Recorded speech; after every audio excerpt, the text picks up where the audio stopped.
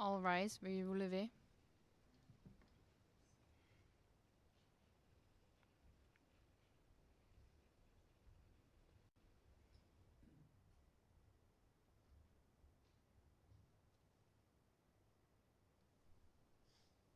Please be seated. Veuillez vous asseoir.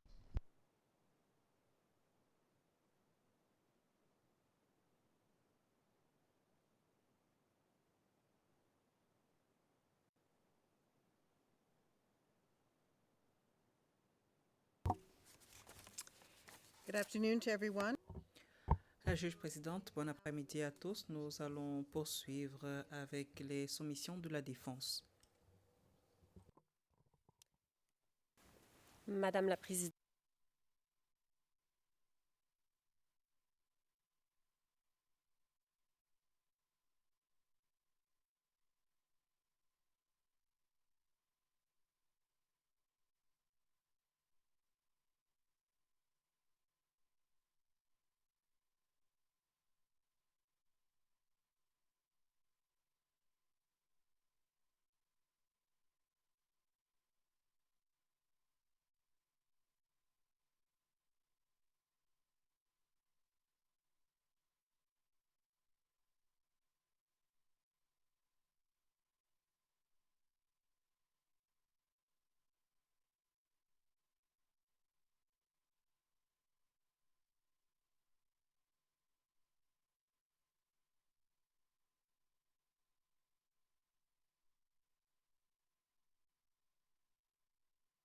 en l'espèce.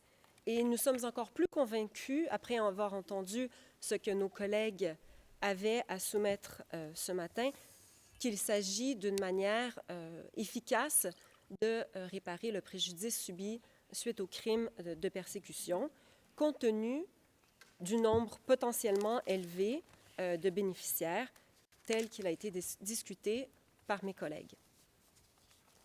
Et je m'en tiendrai à 3 points en support de cette position. Dans un premier temps, le fait que cette approche ne nécessite pas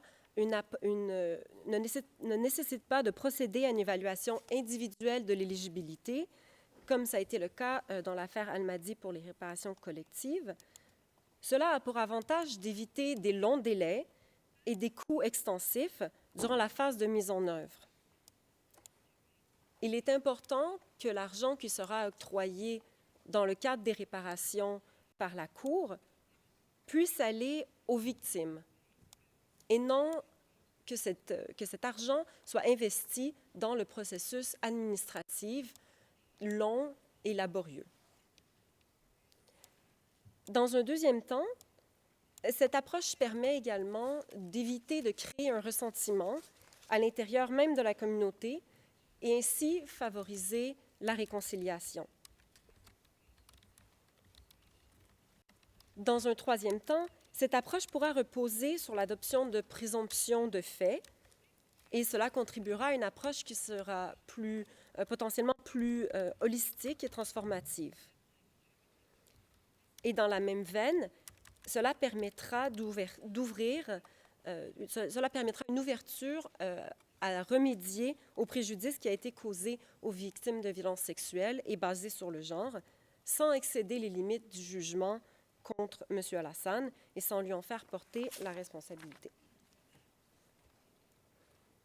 Donc, tout d'abord, si nous observons l'expérience passée, où des réparations ont été octroyées sur la base individuelle dans un cadre collectif, nous pouvons nous référer à l'affaire Taganda. Dans cette affaire, les réparations collectives avaient une composante individuelle qui engendrait en quelque sorte des droits aux réparations qui étaient aux individus à l'intérieur de la communauté. Cependant, en mars 2024, le Fonds a alerté la Chambre de ses préoccupations en ce qui concerne la durée du processus, considérant que le Fonds n'avait toujours pas terminé d'identifier et de vérifier l'identité des bénéficiaires potentiels, soit 3 ans après que la Chambre d'appel ait confirmé le verdict à l'encontre de M. Taganda. Et en mars 2025, la Chambre confirmait que le nombre de victimes ayant été considérées éligibles jusqu'à présent était de 1549, et je fais référence à la référence 1 dans la table d'autorité. Le processus d'identification est toujours en cours. Il faut imaginer ce que cela pourra signifier si on applique une telle approche qui a été adoptée dans l'affaire Taganda, où les chiffres sont beaucoup plus bas que ceux qui ont été donnés par les parties ce matin. Et adopter une telle approche selon laquelle la participation aux réparations collectives repose sur l'appartenance à la communauté et non sur le statut de victime individuelle, qui ne nécessite pas une évaluation individuelle de l'éligibilité, permettra donc à la Cour de réduire les délais et les coûts indus. Il faut également noter que la Chambre, dans l'affaire Katanga, a noté que les réparations à titre collectif permettent de maximiser l'efficacité des ressources disponibles, qui sont déjà limitées, et encore plus aujourd'hui. Je fais référence 3. Et cette approche va aussi permettre de réduire les risques d'usurpation de l'identité et de fraude. Considérant que le Fonds a signalé, encore une fois, dans l'affaire Taganda, que certaines personnes usurpaient l'identité de bénéficiaires afin de pouvoir participer au programme de réparation. Le Fonds a dû mettre en place une procédure d'évaluation renforcée et des mécanismes additionnels pour remédier à ce problème. Donc, une approche collective basée sur un droit collectif et un préjudice commun permettrait d'éviter potentiellement ce genre de fraude et d'éviter d'ajouter des étapes ou des mécanismes additionnels d'évaluation des demandes qui pourraient avoir comme résultat d'engendrer des coûts et des délais supplémentaires. Et ainsi, je répète, focusser l'argent sur la réparation des communautés, la réparation du préjudice subi par les bénéficiaires et non investir cet argent dans le processus. Et enfin, c'est un sujet que certains de mes collègues ont mentionné aujourd'hui. Nous invitons la Chambre à en prendre en compte les obstacles qui sont liés à l'insécurité. Dans l'affaire Taganda, un grand nombre de bénéficiaires restent encore non localisés, notamment en raison de l'insécurité qui existe dans la région et les nombreux déplacements de population dus aux divers conflits. Référence 4. Le Fonds a rencontré des difficultés à établir un contact avec les potentiels bénéficiaires pour leur faire remplir le formulaire, pour ensuite pouvoir procéder à l'éligibilité de ces potentiels bénéficiaires, ce qui est même parfois impossible. De plus, la Chambre a noté dans l'affaire Almadi que la question de la sécurité était un obstacle tant pour le dépôt des demandes de participation aux réparations que pour étayer ces demandes à l'aide de documentation. Référence 5. Ces difficultés existent encore aujourd'hui au Mali. VPRS, le greffe et le Fonds ont d'ailleurs souligné ces mêmes obstacles dans leurs observations dans la présente affaire. Référence 6. Le fait de devoir remplir et déposer des demandes de réparation pour une large partie de la population de Tombouctou sera potentiellement un exercice laborieux et quasiment impossible dans les circonstances présentes en ce moment dans le nord du Mali. Dans un deuxième temps, cette approche sera plus favorable à la réconciliation et au vivre ensemble à Tombouctou. En effet, un focus sur le préjudice subi par la communauté plutôt que le préjudice subi individuellement permettra à un plus grand nombre de la communauté d'avoir accès aux réparations et ainsi d'éviter de créer des tensions au sein même de la communauté. Et comme l'a souligné ma collègue, cela permettra aux personnes à Tombouctou, à l'extérieur de Tombouctou et aux différents groupes vulnérables d'avoir accès de manière égale aux réparations. Dans l'affaire Almadi, la Chambre a également rappelé que, et je cite, « Dans la mesure du possible, les réparations sont mises en œuvre d'une manière qui tienne en compte du sexe et de la culture et qui n'exacerbe pas, voire même qui règle toute situation discriminatoire préexistante, refusant l'égalité des chances aux victimes. Référence 9. Et de la même manière, la Chambre d'appel a fait ce rappel dans l'affaire Lubanga. Référence 10. À titre d'exemple, nous soulignons que, selon la preuve qui a été produite au procès, la population arabe représentait la plus large partie de la population de Tombouctou durant la période visée par le jugement. Référence 11. Et comme vous pouvez le voir à l'écran, et ce document ne doit pas être montré en public, environ 32 des individus qui ont fait l'objet des jugements du tribunal islamique étaient soit d'origine arabe, soit d'origine touareg.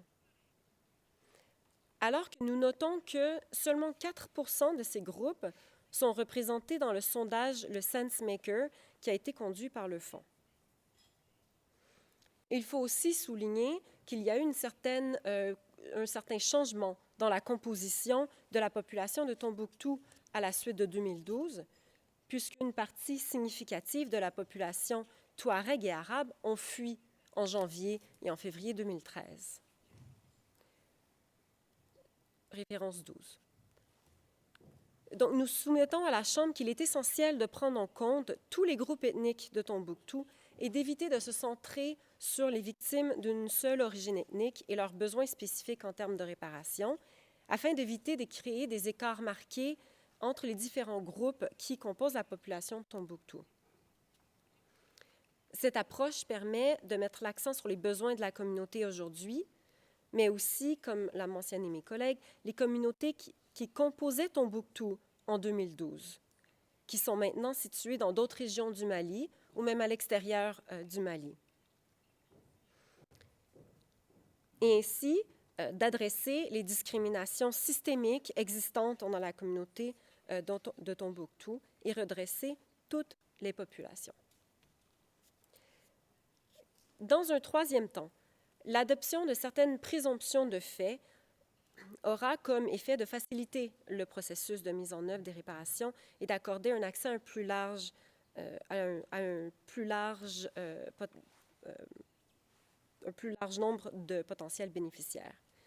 Et la défense est en soutien avec l'adoption de présomptions de fait. Notamment dans l'affaire Lubanga, la Chambre a établi qu'il n'est pas nécessaire d'évaluer et d'examiner le préjudice subi de chaque individu de manière spécifique. Et considérant les obstacles qui existent dans la présente affaire et le fait qu'il s'agit de redresser un préjudice commun à la communauté de Tombouctou, nous sommes d'avis que des présomptions de préjudice sont en l'espèce appropriées. Cela permettra également d'éviter de potentiellement retraumatiser les bénéficiaires en exigeant une preuve du préjudice subi. Et nous soutenons que le Fonds, avec son expertise et avec l'assistance des représentants légaux des victimes et du greffe, ont déjà les informations nécessaires concernant les groupes qui comportent des vulnérabilités spécifiques et leurs besoins particuliers pour pouvoir mettre en place des programmes adaptés à ces groupes de vulnérabilité à l'intérieur même de la communauté de Tombouctou. Et de plus, nous soutenons également que la proposition du greffe à la référence 14, qui concerne l'adoption d'une présomption d'éligibilité pour les victimes qui démontrent un lien suffisant avec Tombouctou, est également adaptée à la situation en l'espèce, comme elle permettra de prendre en compte la population de Tombouctou actuelle, mais également les individus qui ont fui la ville de Tombouctou, telle que discutée. Et cette approche et l'avantage de cette approche qui est de réparer le préjudice commun et de pouvoir réparer les groupes plus vulnérables à l'intérieur de la communauté et que cette approche permet aussi d'adopter des projets qui peuvent prendre en compte les préjudices résultant des violences sexuelles et basés sur le genre. Et nous proposons deux possibilités d'inclure et de remédier à ce type de préjudice qui respecterait l'étendue de la responsabilité de M. Alassane. Notamment si c'est à l'intérieur de l'ordonnance de réparation, le fait de traiter des besoins particuliers de certains groupes de la communauté dans le cadre de réparation collective favorisera l'adoption de projets adaptés à ce type de préjudice, comme il a été notamment le cas dans l'affaire Almadi, qui n'avait pas été condamné pour des crimes de violence sexuelle, mais où le fonds a été en mesure de mettre en place certains programmes qui étaient adaptés, notamment pour prendre en considération les vulnérabilités ou les vulnérabilités préexistantes des femmes et des filles à l'intérieur de la communauté de Tombouctou.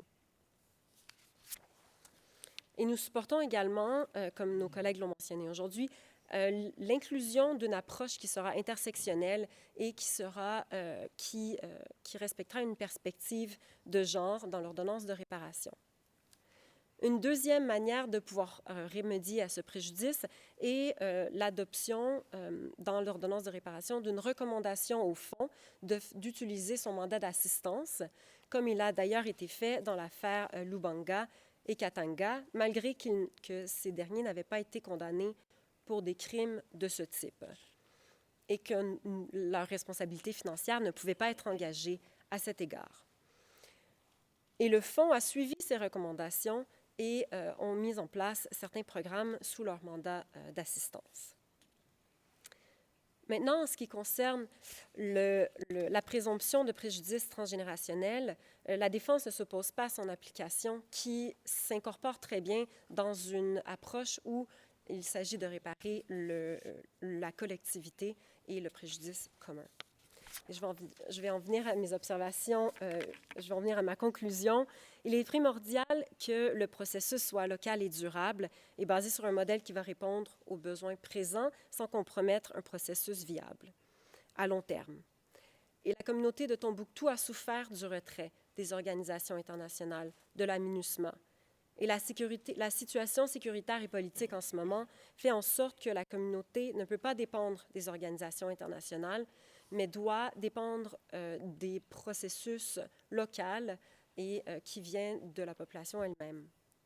Enfin, nous comprenons que cette audience est une opportunité de donner nos dernières observations, mais la pratique de la Chambre en termes de réparation démontre qu'il s'agit d'un processus qui est dynamique et qui est continu, et nous voulons réitérer notre position, la position de la défense, que nous avons la volonté de continuer à contribuer de manière collaborative et positive au processus de réparation. Et c'est la position que nous avons transmise à nos collègues et que nous transmettons à la Chambre, que nous souhaitons trouver la solution qui sera la plus efficace et qui sera bénéfique pour les victimes tout en respectant les limites du jugement à l'encontre de M. Alassane. Je vous remercie. Ça complète les soumissions de la défense. Merci beaucoup.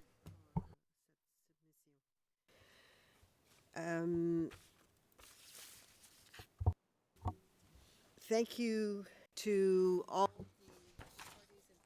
Je remercie les partis et les participants pour leurs soumissions qui sont pertinentes pour la Chambre. La Chambre posera maintenant des questions relatives à des points d'éclaircissement et des besoins d'information. Je demanderai à toutes les parties et aux participants de répondre directement aux questions qui ont été posées et ne pas s'étendre en nouvelles soumissions, si je peux le dire ainsi. Je commencerai donc les questions. Je me tournerai d'abord vers la juge Flores. J'ai cru comprendre qu'elle avait des questions à poser. Juge Flores, merci. Juge Prost, merci à toutes les parties et participants pour leur soumission aujourd'hui. J'ai quelques questions spécifiques. La première s'adresse au représentant légal des victimes. Je crois savoir que dans vos soumissions aujourd'hui, ce matin à 10h10, vous avez dit que vous plaidez pour l'adoption d'une ordonnance attribuant un montant symbolique à toutes les victimes éligibles. En parlant de victimes éligibles, vous parlez des victimes directes et victimes indirectes pour tous les crimes?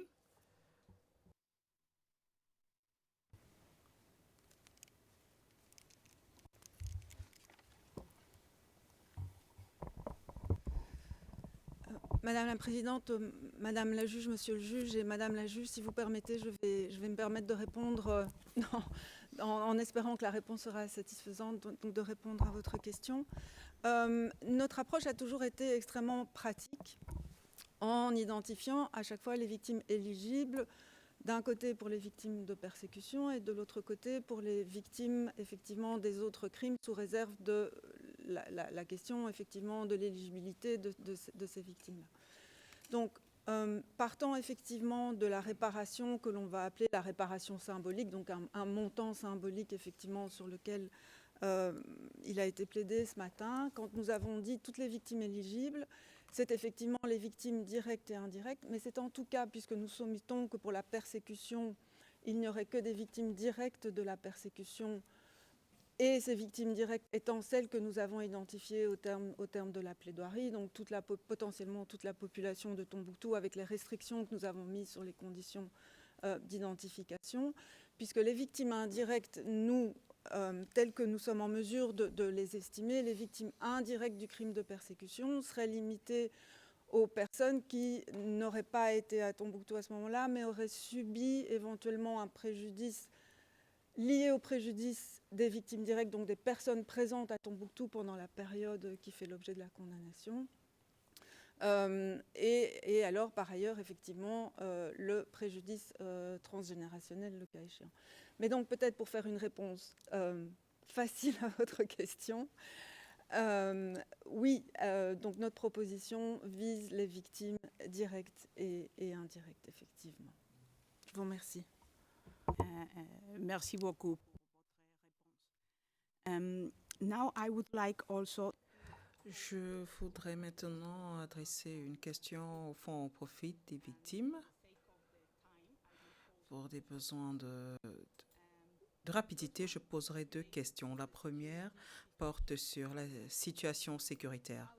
Alors la question, comment est-ce que la situation sécuritaire impacte la capacité pour le fonds au profit des victimes de mettre en œuvre un programme de réparation sur le terrain? Deuxième question porte sur les principes. Ce matin, vous avez parlé du principe de réparation. Vous avez également parlé de la nature changeante et l'importance de raffiner le processus. Vous avez parlé de 2 zones. Une qui se rapporte au conflit et la deuxième, une priorisation adaptative. Est-ce que vous pouvez élaborer un peu plus sur les 2 éléments? Je vous en prie. Thank you, Your Honor. Merci, Madame la juge. Je répondrai à la première question qui se rapporte à la situation sécuritaire. Nous le savons tous. La mise en œuvre des réparations dans l'affaire Al-Maldi est en cours. Alors, malgré le contexte sécuritaire, la mise en œuvre des réparations se poursuit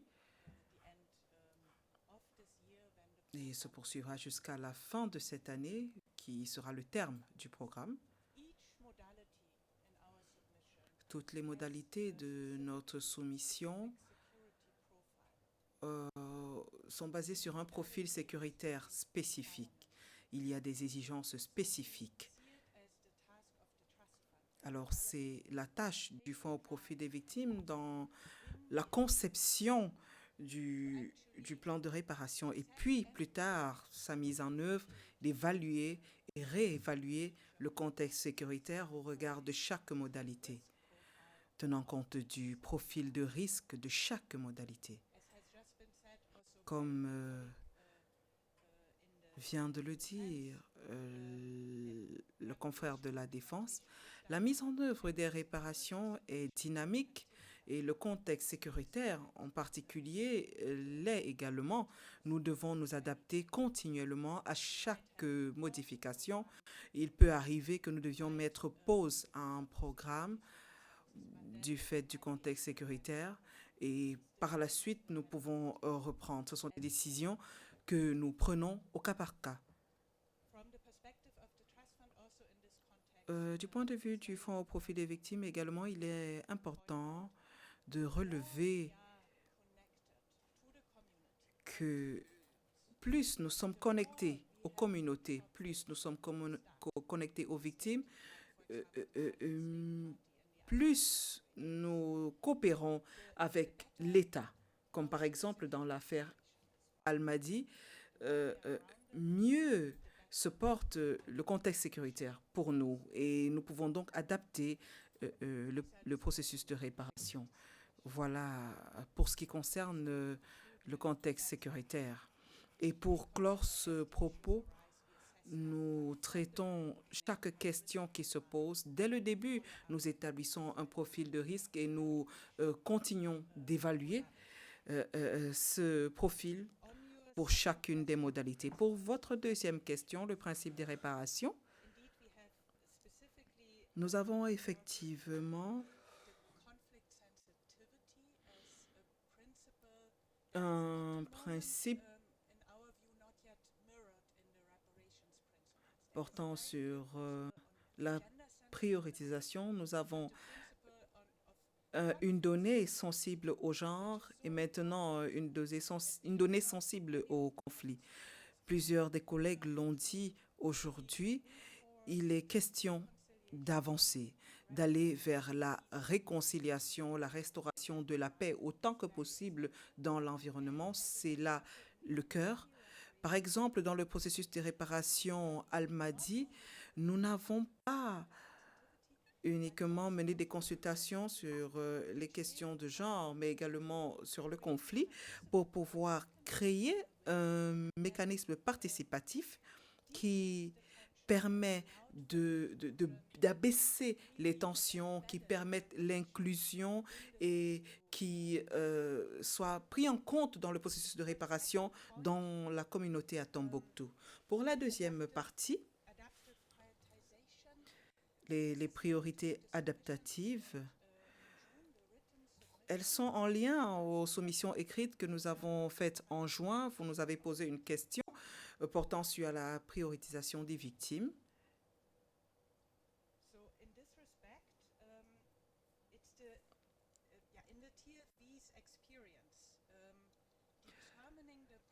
Il est question pour le Fonds au profit des victimes, avec la communauté, avec les victimes, d'établir les priorités.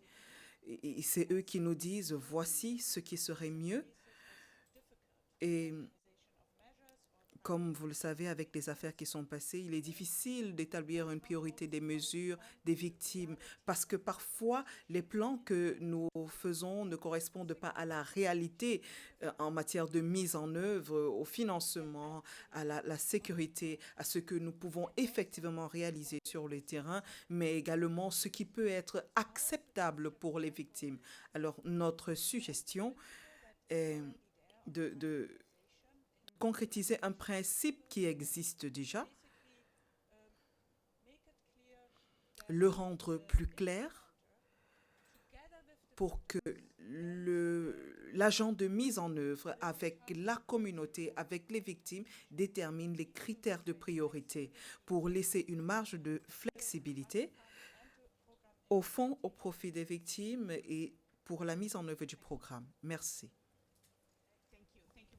Merci beaucoup pour vos réponses. J'ai encore une dernière question et pour cette question, je demanderai un huis clos à la juge présidente. Ce sera très bref, donc j'espère que cela ne prendra pas beaucoup de temps. La juge présidente, merci beaucoup. Je m'adresse maintenant au public dans la galerie. Nous allons passer à huis clos partiel. Vous ne pourrez pas nous entendre, mais nous ne pensons pas en avoir pour longtemps. Alors soyez patients. Madame la greffière d'audience, passons à huis clos partiel, s'il vous plaît.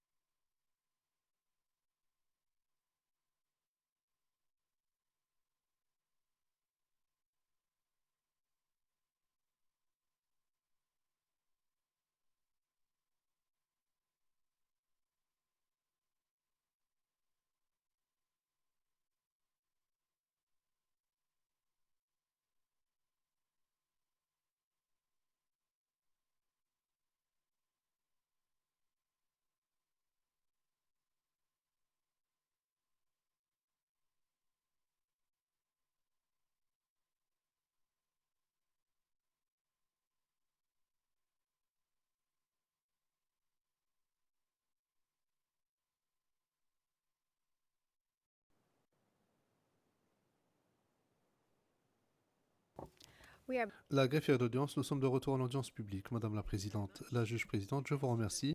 Je remercie la juge Flores. Elle n'a plus de questions. Je me tourne maintenant vers mon collègue, le juge Peck.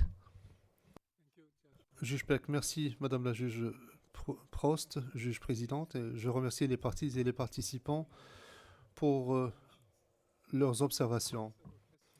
J'ai plusieurs questions à poser. Ma première est celle-ci. Elle est adressée aux représentants légaux des victimes. Elle concerne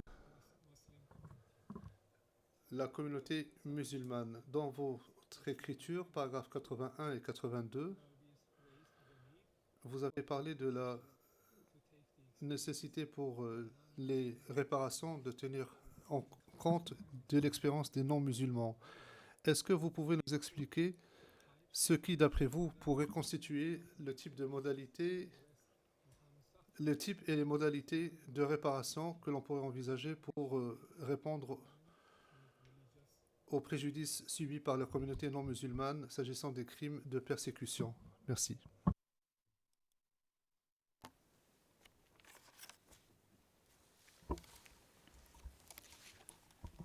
Monsieur le juge, je vous remercie pour cette question.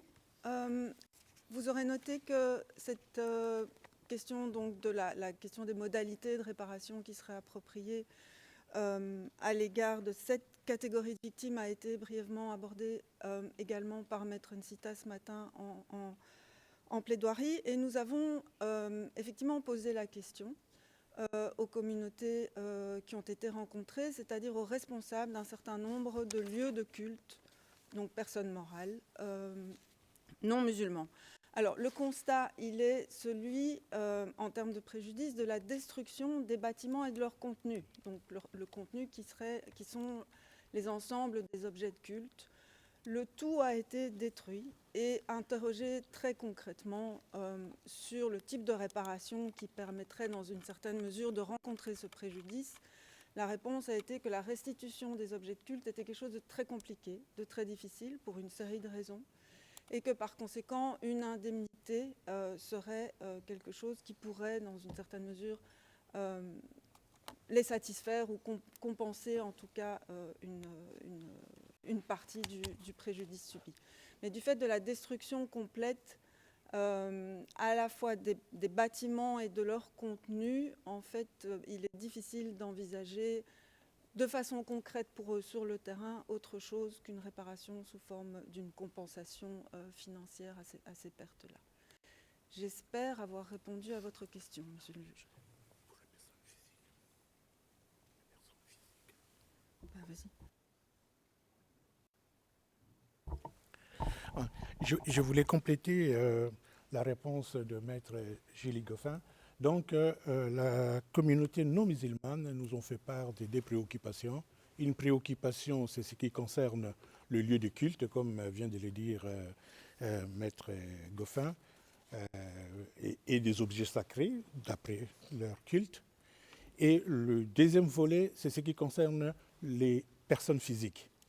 Donc, il y a personnes morales et personnes physiques. En ce qui concerne les personnes physiques, ils sont d'avis que voilà, ils font partie de la communauté de Tombouctou. Donc, pour les personnes physiques non musulmanes, qu'on les assimile à la population de Tombouctou de manière générale. Tandis que pour ce qui concerne les objets de culte et tout ce qui leur servent de religion, ça, comme l'a dit Maître Goffin, il demande une indemnité compensatoire. Ça peut être collective, ils se connaissent et donc ils s'arrangeront en groupe pour pouvoir répondre à leurs besoins. Je vous remercie. Le juge Peck, je vous remercie. Merci beaucoup pour vos efforts d'avoir consulté ceux qui sont concernés. Ma deuxième question concerne l'accusation. Dans votre écriture, paragraphe 10 à 15, l'accusation propose différentes sources pour déterminer la population de Tombouctou. est-ce que l'accusation peut faire valoir une théorie concernant la population de Tombouctou en 2012? Thank you, Your Honour. Madame Loping, merci Madame la Présidente. Monsieur le Président, je vais répondre pour le compte de l'accusation. S'agissant de votre question, Monsieur le juge, s'il est vrai que nous devons être très clairs qu'il n'est pas possible de vous fournir des chiffres exacts du nombre d'habitants qui résidaient à Tombouctou en 2012 pour des raisons que nous avons développées au paragraphe 13 de notre écriture, il n'en demeure pas moins que l'accusation considère que le nombre fourni par les représentants légaux des victimes d'environ 50 000 habitants est un chiffre raisonnable eu égard aux différentes sources disponibles et pour les raisons suivantes. Comme cela est mentionné au paragraphe 12, note de bas de page 22 de notre écriture, l'Institut national malien de la statistique indique qu'il y avait 54 629 personnes vivant à Tombouctou, la commune urbaine de Tombouctou, après le recensement de 2012. Il serait donc raisonnable d'interpréter l'autre chiffre tiré du recensement de 2012 de 87 86 552 vivant dans la commune urbaine de Tombouctou, que nous avons cité au paragraphe 11 de notre soumission comme étant une référence s'agissant du nombre total d'habitants des centres urbains de Tombouctou, de la région de Tombouctou, plutôt que dans la ville même de Tombouctou. Au paragraphe 15 de notre écriture, nous avons expliqué que ce chiffre de 87 500 était trop élevé par rapport au nombre de personnes vivant dans la ville. Il estime que, d'après un témoin donc cité au paragraphe 15, que le chiffre serait plus proche de 35 000 puisqu'il vivait à Tombouctou à l'époque des événements. Donc nous considérons qu'il s'agit là d'un témoin crédible et fiable. Cela étant, ces chiffres sont basés sur des observations personnelles, mais les chiffres sont néanmoins obtenus d'un processus plus formel, celui du recensement malien. Il est beaucoup plus crédible. Par conséquent, le chiffre de plus de 50 000 est fiable. Il serait même inférieur aux chiffres auxquels on se serait attendu en 2012, puisqu'il s'agissait de 50 000 ou plus de 50 000 en 2009. Il y a eu une augmentation naturelle, démographique naturelle du fait des naissances. Et même si l'on tient compte des troubles que connaissait la région à l'époque, l'accusation estime néanmoins pour toutes ces raisons que le chiffre approximatif des 50 000 fourni par les représentants des victimes est un chiffre raisonnable et voire une estimation conservatrice. Merci. Le juge Peck, merci à Madame le procureur pour ce complément d'information concernant le nombre de victimes, ce qui a été expliqué aussi par les victimes, les représentants légaux des victimes. Je m'adresse maintenant au fonds au profit des victimes. J'ai deux questions pour vous. Et les deux questions concernent le contexte sécuritaire. Vous avez déjà développé votre position concernant la situation sécuritaire et l'impact de celle-ci sur les réparations. Ma première question concerne le projet de plan de mise en œuvre. Vu la situation sécuritaire actuelle, est-ce que le fonds au profit des victimes est en mesure de nous donner une estimation du nombre de mois dont vous pensez avoir besoin pour pouvoir esquisser un projet de plan de mise en œuvre? Deuxièmement, existe-t-il des types ou des modalités particulières en matière de réparation qui ne soient pas faisables ou recommandables vu le contexte sécuritaire actuel dans la région? Et à l'inverse, est-ce qu'il existe des types et des modalités de réparation qui seraient beaucoup plus efficaces eu égard au contexte sécuritaire actuel? Et donc, la Chambre bénéficierait grandement d'une explication supplémentaire. Merci. Madame Eckelmans, merci beaucoup, Monsieur le juge, s'agissant de votre première question, à savoir la durée et le temps nécessaire pour élaborer un projet de plan de mise en œuvre, je sais que vous faites le lien entre cela et la situation sécuritaire. Je voudrais rappeler que dans l'affaire en Wen, le Fonds au profit des victimes a disposé de 6 mois pour élaborer un projet de plan de mise en œuvre sur la base d'un nouveau format développé par la Chambre. Et pendant cette période, le Fonds a été en mesure de tenir des consultations à grande échelle avec les victimes, puis d'élaborer, et d'autres parties prenantes, et d'élaborer un projet de plan de mise en œuvre. Donc, à cette fin, le Fonds au profit des victimes devra colliger et analyser différents ensembles de données, procéder à des exercices de planification, entreprendre des consultations et coordonner les efforts avec les parties prenantes sur le terrain. Le Fonds au profit des victimes devra également évaluer des informations et des données, élaborer une stratégie de mise en œuvre, puis un projet de plan de mise en œuvre, y compris, et la validation se fait avec le concours du conseil de direction et les parties prenantes. Dans l'ordonnance portant réparation, nous aimerions bien avoir une indication sur le format du projet de plan de mise en œuvre et avoir une orientation sur la manière dont il devrait être présenté. Mais vu le contexte sécuritaire au Mali et la nécessité pour le Fonds au profit des victimes de se rendre sur le terrain à Tombouctou pour interagir avec les victimes et les communautés, et eu égard à la volatilité de la situation sécuritaire, le Fonds au profit des victimes suggère qu'une période de 9 mois serait nécessaire pour élaborer le projet de plan de mise en œuvre. À supposer que le format ne change pas par rapport à celui qui a été esquissé par la Chambre de première instance dans l'affaire Angwen. Le Fonds insiste également sur le fait que l'utilisation de l'étude sur la voie des études des victimes réalisée en 2025, basée sur le récit de plus de 800 victimes, fournit une base solide pour entreprendre des discussions significatives avec les catégories pertinentes des victimes et les communautés affectées. J'en arrive maintenant à la deuxième question. La question concerne la faisabilité ou la non-faisabilité de certains types et certaines modalités particulières en matière de réparation. Le Fonds au profit des victimes rappelle d'abord que dans ses écritures, il indiquait que certains types et certaines modalités ont été élaborés.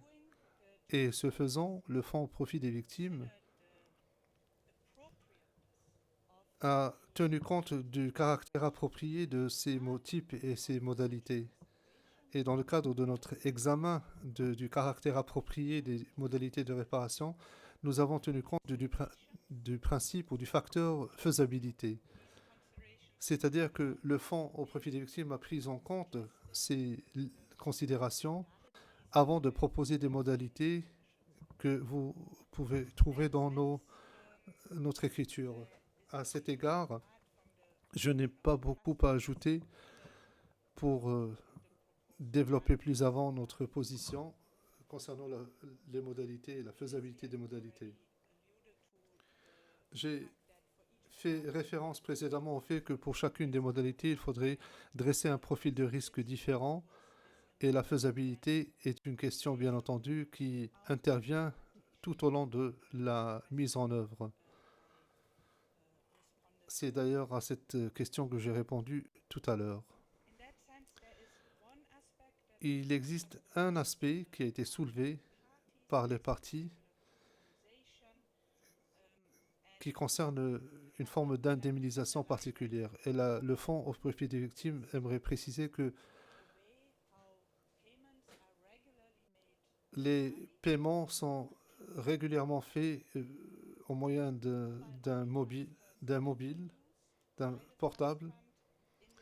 Au Mali, nous l'avons fait nous avons effectué des transferts et des virements au moyen de téléphone portable dans l'affaire Al-Mahdi pour assurer la confidentialité des victimes. Et après évaluation de la procédure dans cette affaire-là, les victimes ont déclaré avoir été satisfaites par rapport à la manière dont l'argent leur avait été transféré. Elles se sentaient en sécurité. Je vous remercie, j'en ai terminé. Le juge Peck, je vous remercie. J'en ai terminé. La juge présidente, merci beaucoup au juge Peck qui m'indique qu'il n'a plus d'autres questions. Pour ma part, j'aurais quelques questions que je souhaiterais poser à ce stade. Premièrement, Maître Taylor, donc ma question s'adresse à la défense.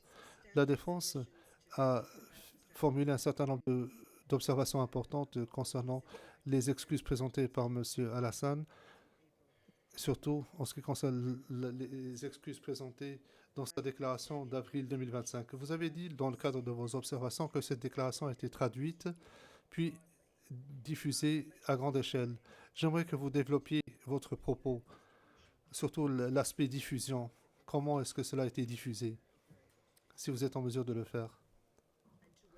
Et où exactement? Maître Taylor, oui, certainement, Madame la Présidente. Permettez-moi de le faire à huis clos partiel. La juge présidente, oui, tout à fait, mais je vais vous demander d'être aussi brève que possible lorsque nous serons à huis clos partiel. C'est moi qui ai demandé que vous élaboriez, mais quoi qu'il en soit. Madame la greffière d'audience, je m'adresse au public. Nous n'en avons pas pour longtemps, mais nous allons devoir passer à huis clos partiel. Madame la greffière d'audience, huis clos partiel, s'il vous plaît.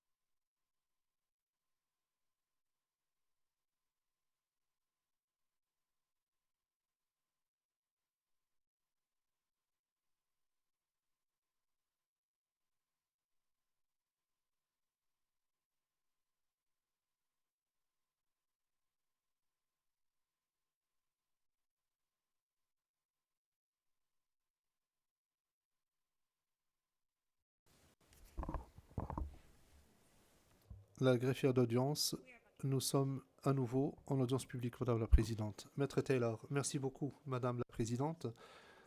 À l'écran, vous verrez les excuses présentées par M. Alassane. C'est public, c'est précis.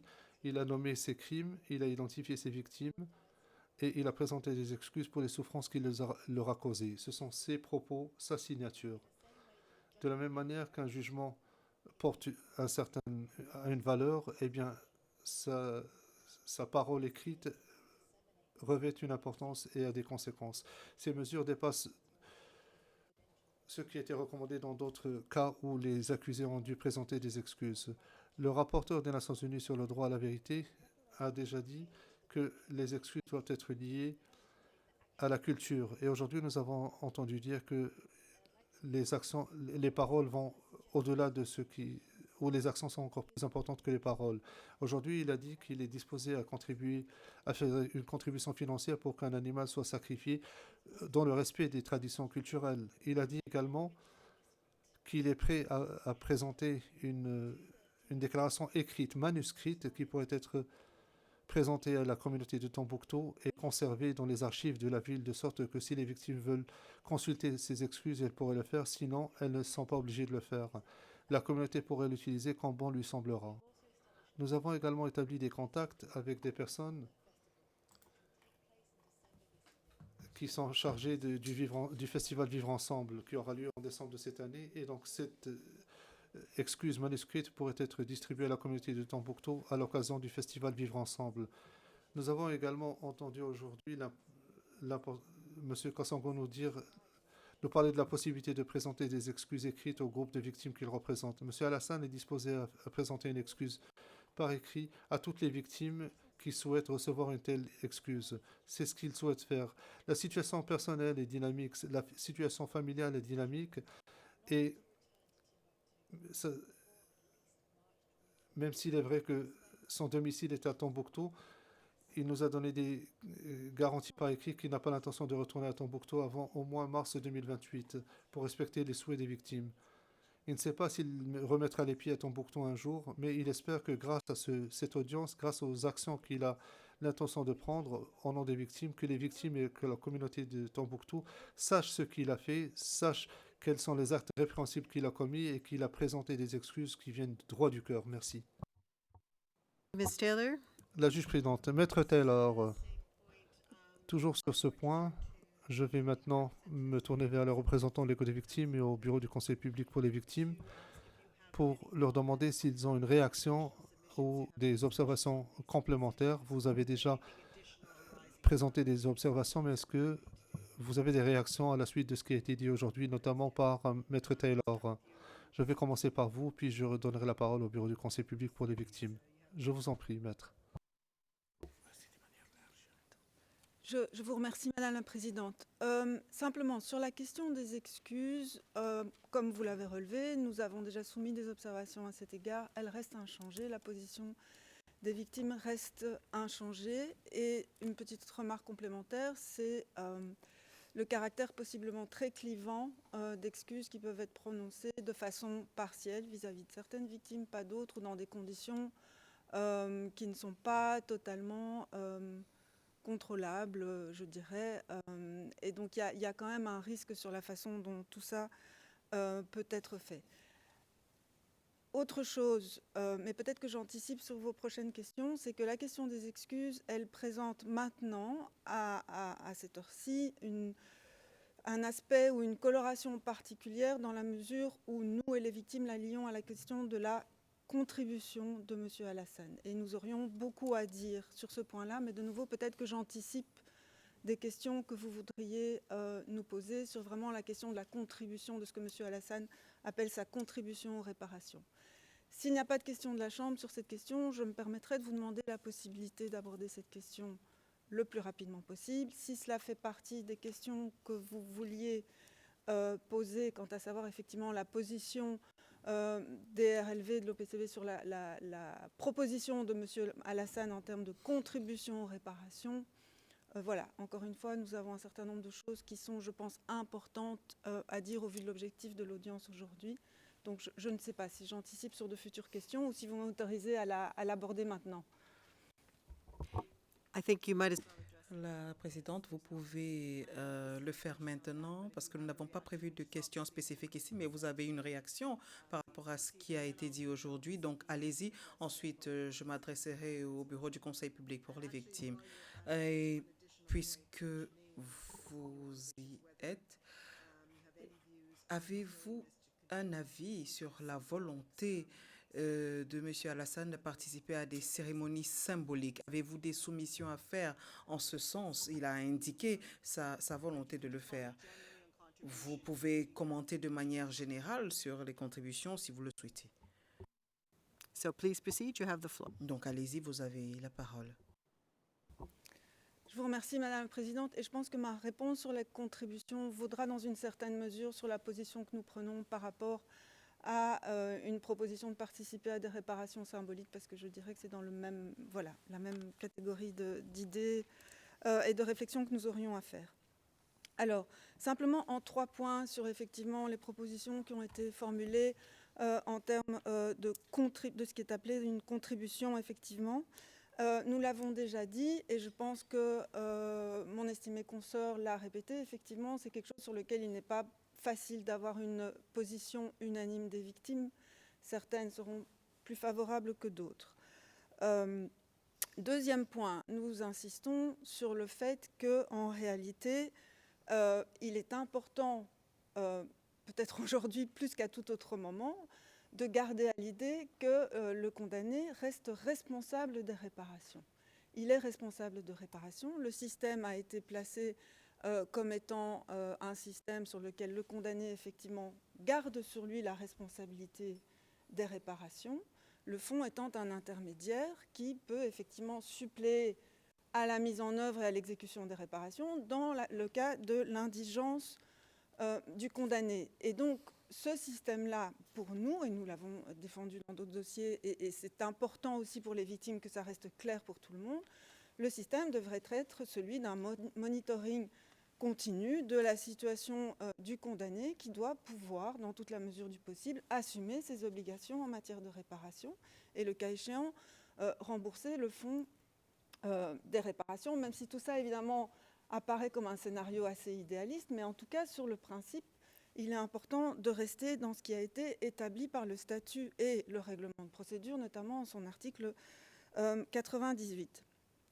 Alors, nous avons noté qu'il y a effectivement même eu jusqu'à des discussions effectivement, entre la défense et le fonds sur la façon dont M. Alassane pourrait contribuer aux réparations, sur la forme ou l'affectation qui serait faite à ces contributions. Et j'ose espérer que nous n'assisterons pas au final à un remerciement de M. Alassane pour une contribution aux réparations, puisque, comme je l'ai dit, pour nous, la réparation, elle reste une question de responsabilité totale dans le chef de M. Alassane. Et le message qui est diffusé ici est vraiment un petit peu préoccupant du côté-ci de la salle d'audience, puisque nous avons cette idée de contribution à quelque chose qui donc fait complètement effacer de nouveau cette notion de réparation sur laquelle je suis désolée d'insister, mais elle est de nouveau importante.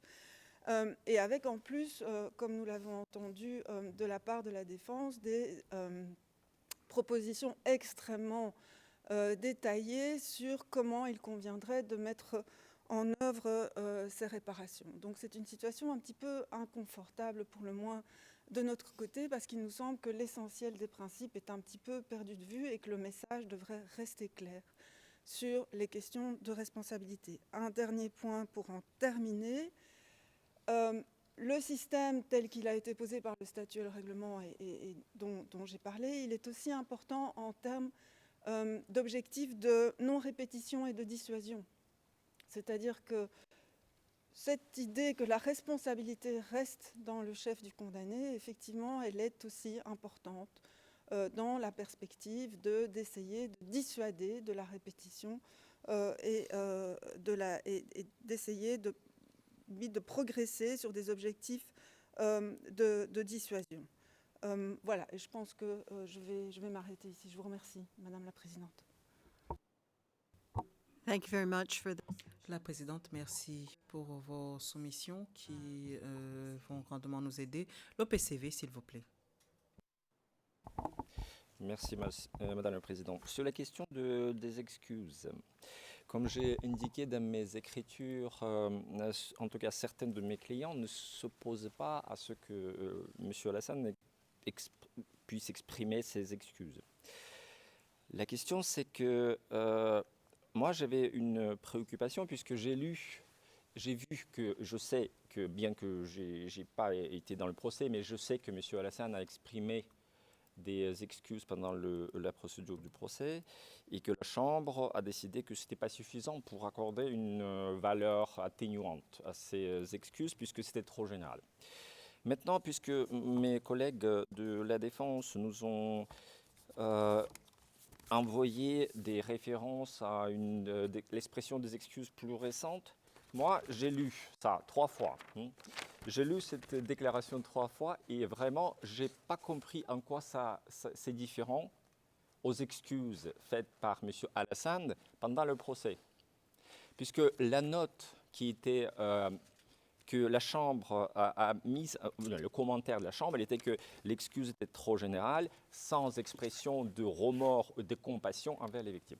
Moi, j'ai lu encore une fois cette nouvelle déclaration et je n'ai toujours pas trouvé où sont des remords, où est la compassion de M. Alassane envers les victimes.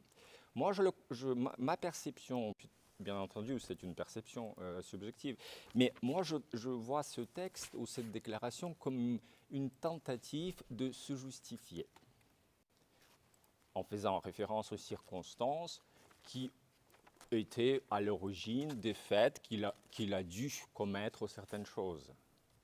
Donc, et moi, en tant qu'être humain, je pense que lorsque la personne veut prononcer des excuses, tout d'abord et avant tout, il faut reconnaître ce qu'il a fait. Ici, je n'ai jamais vu que M. Alassane n'a jamais dit « effectivement, j'ai commis ce crime ». En revanche, ce qu'il dit, c'est que effectivement, j'ai été condamné pour certains crimes. Je pense que ça fait quand même une différence. Ensuite, M. Alassane a dit ici qu'effectivement, je condamne ces pratiques, ces pratiques contre les femmes, etc., etc. Mais où est-ce que M. Alassane a dit ici, excusez, pour toutes les victimes qui ont subi des crimes atroces, qui ont subi des préjudices multidimensionnels, qui continuent à souffrir de ces préjudices jusqu'à aujourd'hui. Où est la compassion de M. Alassane envers ces victimes?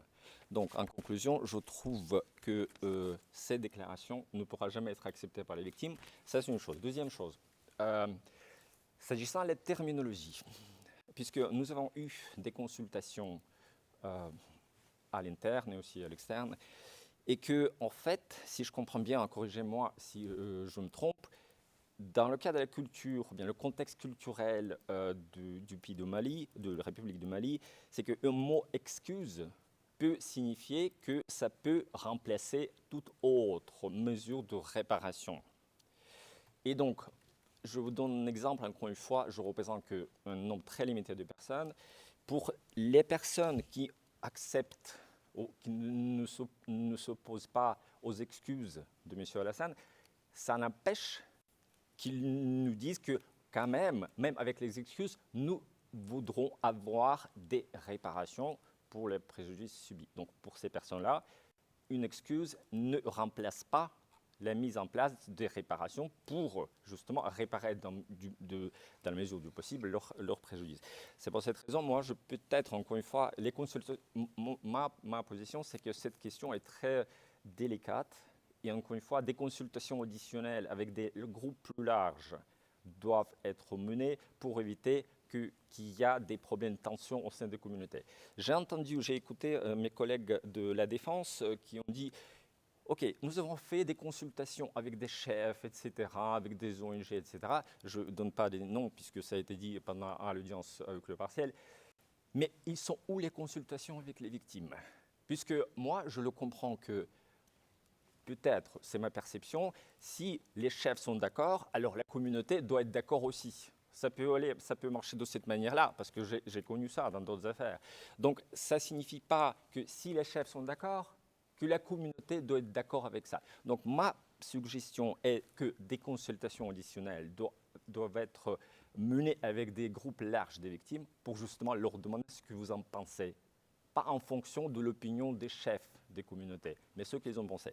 Mais s'agissant de cette question de terminologie, c'est que peut-être, encore une fois, peut-être j'ai mal compris cette idée que l'excuse peut provoquer certaines perceptions un peu erronées. Moi, je dirais que plutôt on pourrait appeler ça comme expression de remords et compassion envers les victimes, plutôt que dire que des excuses. Ça, c'est ma suggestion.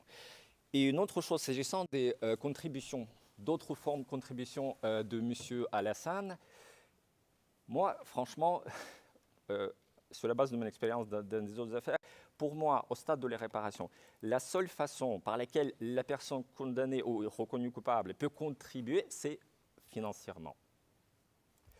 Je voulais savoir de plus parce que je ne voyais aucune autre forme de contribution. Et finalement, je n'ai pas trouvé.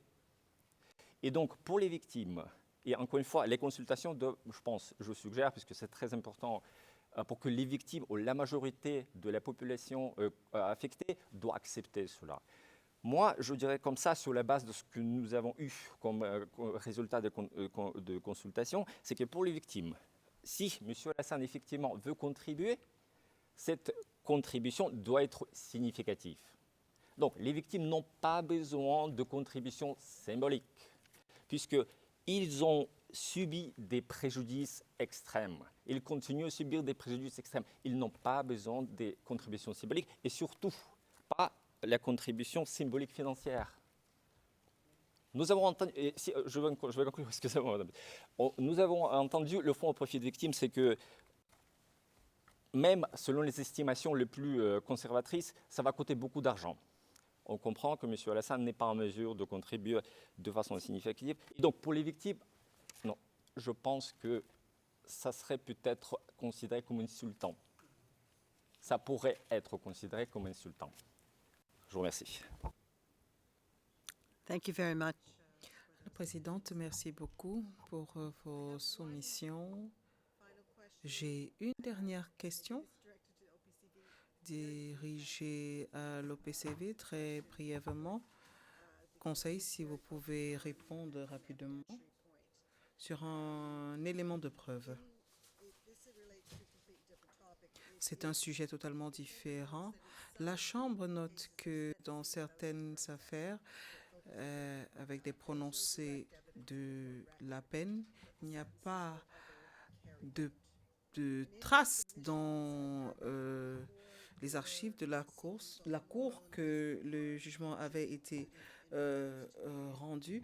Dans vos écritures, paragraphe 44, vous demandez que le préjudice moral et physique soit inclus au titre du chef 6. Et très brièvement, est-ce que vous pouvez développer votre proposition précisément pour les circonstances soulignées plus tôt? Je vous remercie, Madame la Présidente. Je vais essayer d'être très bref, excusez-moi, pour une intervention un peu plus longue. Alors, moi, je rappelle que dans le jugement dans cette affaire, la Chambre a conclu que le crime sur le chef d'accusation 6 a été commis de l'une des deux manières suivantes.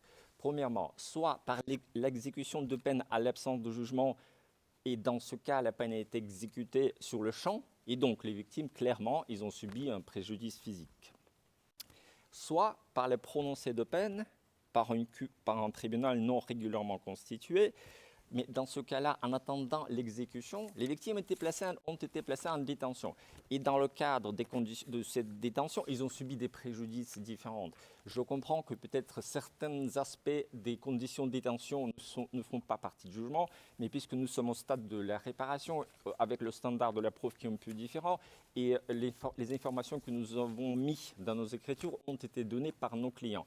Donc, encore une fois, c'est de cette manière que je peux expliquer. Et aussi, je voudrais justement attirer l'attention, c'est que selon la jurisprudence de la Cour, dans Ongwen, et c'est ordonnance de réparation, paragraphe 168, le préjudice physique peut découler d'un tort ou d'une douleur ou d'une souffrance n'étant pas causée par une blessure physique. Donc, je pense que c'est quelque chose qui pourrait être en soutien de notre approche. Je vous remercie.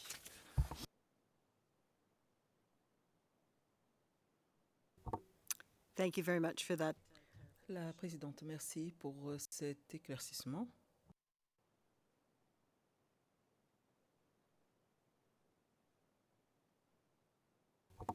À moins que mes collègues n'aient d'autres questions, l'audience touche à sa fin.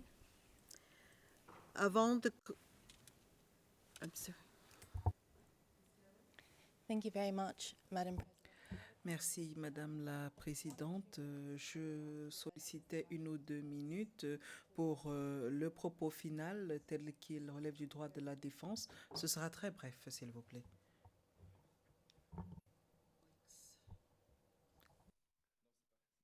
Issue that Non. touches Mr. Alassan's response. Il s'agit d'une question portant sur la responsabilité personnelle de M. Alassane.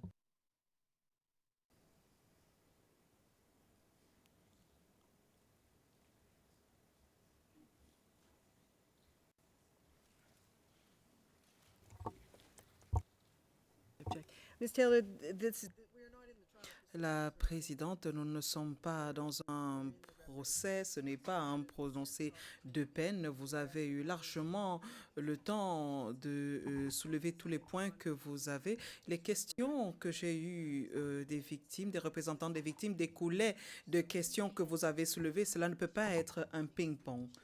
Nous comprenons très bien, c'est juste pour la question qui porte sur le chef d'accusation 6. La présidente, je crois que nous avons suffisamment d'informations sur ce point. Vos soumissions au titre du chef d'accusation 6 sont très claires. C'était juste un éclaircissement que nous avons sollicité. Nous sommes déjà avertis de ce que vous avez écrit. Je voulais juste un éclaircissement sur le dommage physique. Je vous remercie.